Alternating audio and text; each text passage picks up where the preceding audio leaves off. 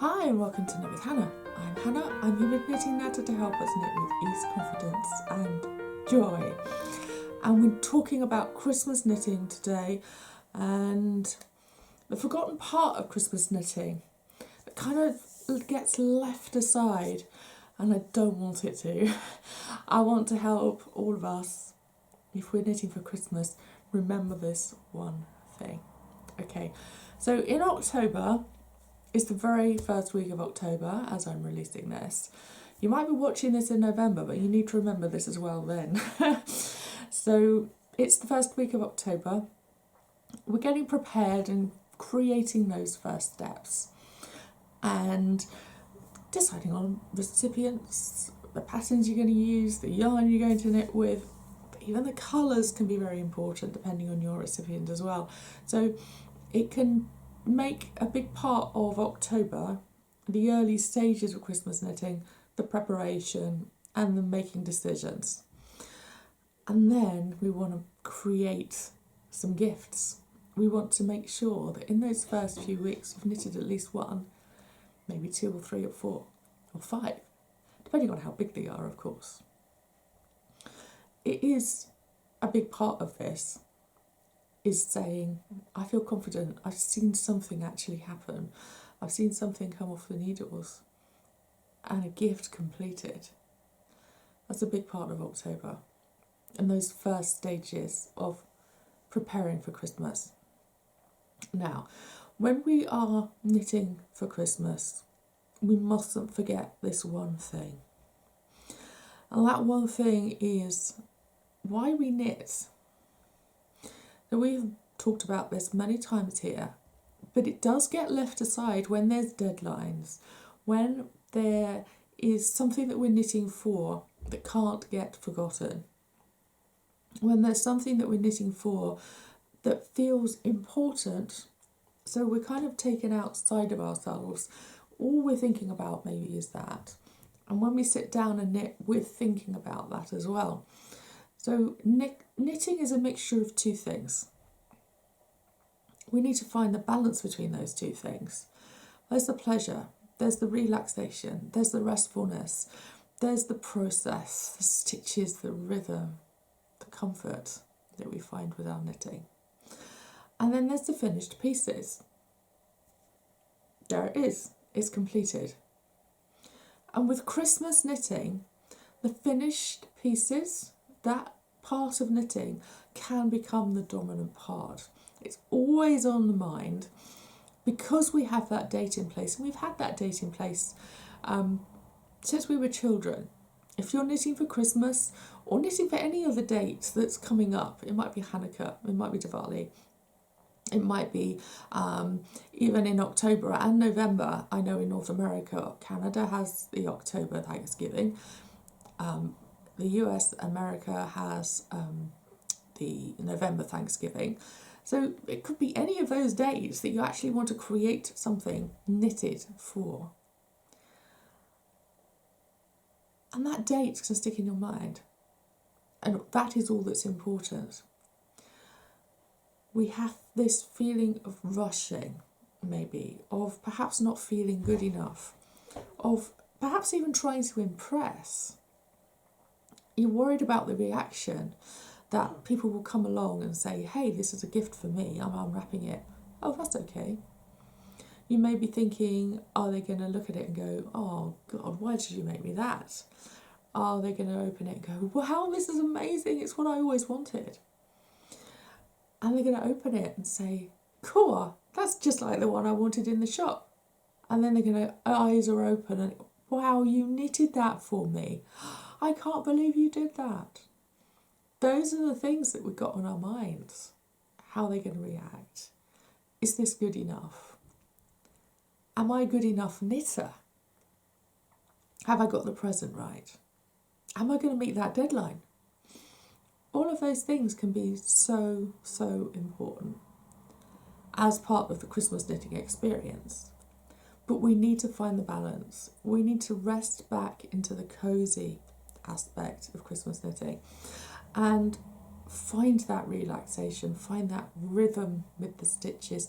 Remember that we're knitting one stitch at a time. Remember that you can slow it down if you want to. Remember to find the rhythm and the joy that you find in knitting. And yes, it can be joyful when you're knitting for other people, very much, because it's about the gift of giving. It's about injecting those kisses in every item, every stitch that you make. Homemade with love, handmade with love. And if you have to knit fewer gifts so you can slow it down and really appreciate each stitch that you're making, you could even spread it out over more years. You could knit one gift each month. And maybe you could even start in January. And the other option that's okay too is to say, I'm also knitting something for myself at the same time. Because then when you say, oh, I'm feeling myself rushing, I'm feeling myself pressured, under pressure, feeling that as you're knitting, then you can put that aside for a bit. Pick up the thing that you know is for you. There's no pressure. This is a long-term knit. It's something that you're picking up for the weekend and you're just going to knit it because you love it. You love the stitch pattern maybe. You love the yarn maybe. You love knitting this because you know that you're going to have it for yourself for years and years to come when you've finished it. And those things can just bring back the balance.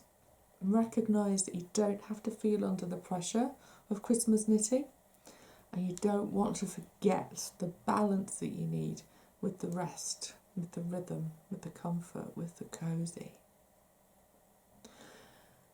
Now, if you want support and reminders, camaraderie, community, come and join the Christmas knitting knit-along. We're not going to have individual patterns and tutorials, but we are going to prepare. We're going to create items throughout the next 3 months together. You pick your patterns, you pick your yarn. If you've already started knitting, then you come in and you join us. And you can feel the accountability to not only knit and finish things for Christmas, but the accountability to find that cosy, to find that relaxation, and to find that rhythm as well. You will feel a lot more confident as a knitter when you can sit there and not feel the pressure, because you can say, yeah, I'm knitting this. And then as the years go by, you can sit back and say, hey, I love knitting for Christmas because it feels easy, it feels relaxing, it feels restful, and I want to do this again. And if you find the pressure, you find the worry about not being good enough, just for 1 or 2 years when you're knitting for Christmas, then you're not going to want to do it again. It's a beautiful thing to do once. It's a beautiful thing to repeat. See that cosy relaxation repeating year after year after year. If you want any of that, if you want the preparation, you want to help finding some first steps or deciding on the patterns, the knits, the recipients, even the yarns, on that connection and the inspiration to complete those first knits in October, be that 1 or 2, or get to a certain stage with maybe a larger knit that you're knitting for a gift for Christmas, then know that we are in there with you, getting that knitting done.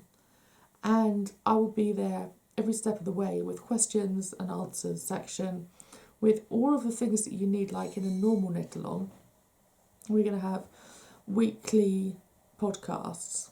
We're going to also have updated videos. I'm going to add some more videos in with the Christmas knitting course that's been on my channel, been on my academy for quite a few years now. 2018 I think was the first time we did that. That was good fun. So we've had that for a long time. I'm going to add some more videos. I updated it a couple of years ago, and like I said, we're going to have weekly audio podcasts.